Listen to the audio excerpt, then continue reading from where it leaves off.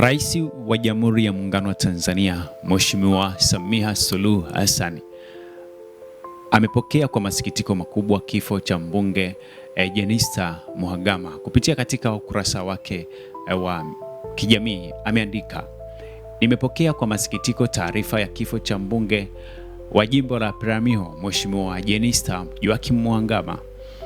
Ninatoa pole kwa Spika wa Bunge la Jamhuri ya Muungano wa Tanzania, Mheshimiwa Musa Azani Zungu, wananchi wa jimbo la Peramiho, familia, ndugu, jamaa na marafiki.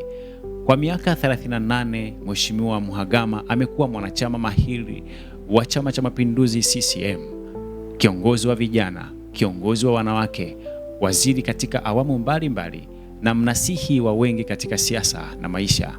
Mwenyezi Mungu ailaze roho yake mahali pema peponi. Amin.